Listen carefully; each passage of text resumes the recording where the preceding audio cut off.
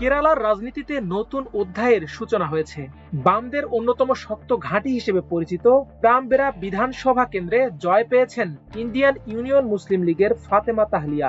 তিনি সিপিআই-এম এর প্রবীণ নেতা রামকৃষ্ণকে পরাজিত করে এ জয় অর্জন করেন।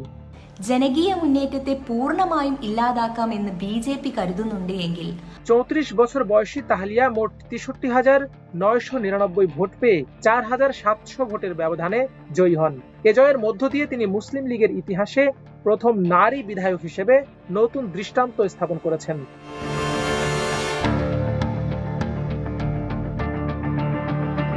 কোজিকোড জেলার পেরুভালে জন্ম নেয়া তাহলিয়া ছাত্র রাজনীতির মাধ্যমে পরিচিতি লাভ করেন। তিনি মুসলিম স্টুডেন্ট ফেডারেশনের নেতৃত্ব দেন এবং পরবর্তীতে কোজিকোড কর্পোরেশনের কাউন্সিলর হিসেবে দায়িত্ব পালন করেন। বর্তমানে তিনি মুসলিম ইউথ লীগের রাজ্য সম্পাদক হিসেবে দায়িত্ব পালন করছেন।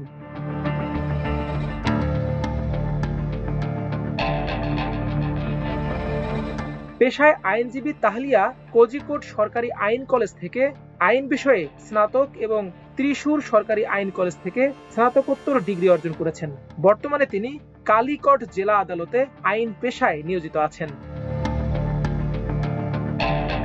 তবে ফাতেমা তাহলিয়ার এই নির্বাচনী জয় সহজসাধ্য ছিল না। প্রার্থিতা ঘোষণার পর থেকেই তাকে নানা ধরনের প্রতিকূল পরিস্থিতির মোকাবেলা করতে হয়েছে। হিজাব পরিহিত একজন মুসলিম তরুণী হিসেবে তার নেতৃত্ব গ্রহণ করতে না পেরে সামাজিক যোগাযোগ মাধ্যমে বিরোধী পক্ষ থেকে ব্যাপক সাইবার হামলা ও অনলাইন হয়রানি চালানো হয়। এমনকি তার ব্যক্তিগত ও পেশাগত যোগ্যতা নিয়েও কুরুচিপূর্ণ মন্তব্য করা হয়েছিল। নির্বাচনের সময় কমেন্টে কুর্তি ইস্যু নিয়েও বিতর্ক তৈরি হয়। ইউডিএফ অভিযোগ তোলে বাম গণতান্ত্রিক ফ্রন্টের প্রচারণায় তাকে একটি নির্দিষ্ট সম্প্রদায়ের প্রার্থী হিসেবে উপস্থাপন করে সাম্প্রদায়িক মেরুকরণের চেষ্টা চলছে। বিষয়টি নিয়ে নির্বাচন কমিশনে অভিযোগও জমা পড়ে, কিন্তু সব ধরনের প্রতিকূলতা ও কুৎসা উপেক্ষা করে তিনি সাধারণ মানুষের দ্বারে দ্বারে গিয়ে জনমত গঠন করেন এবং শেষ পর্যন্ত জয় ছিনিয়ে আনতে সক্ষম হন। কেরালার এই বিশেষ আসনটিতে গত কয়েক দশক ধরে বামপন্থীদের একচেটিয়ে আধিপত্য থাকলেও তাহলিয়া জোয়ার সেই ধারাকে বদলে দিয়েছে। তার এই বিজয়কে কেরালার রাজনীতিতে নারী ও তরুণ প্রজন্মের নেতৃত্বের বড় বিজয় হিসেবে দেখা হচ্ছে।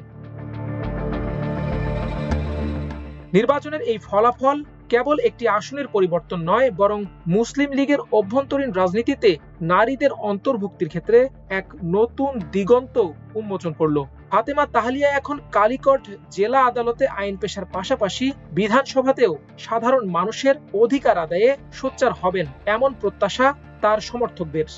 ഇത് പുനഃപരിശോധിച്ചുകൊണ്ട് സർക്കാർ എത്രയും പെട്ടെന്ന് പിന്മാറണമെന്ന് ആവശ്യപ്പെടുന്നു. আরমান মুজাহিদ, আমার দেশ।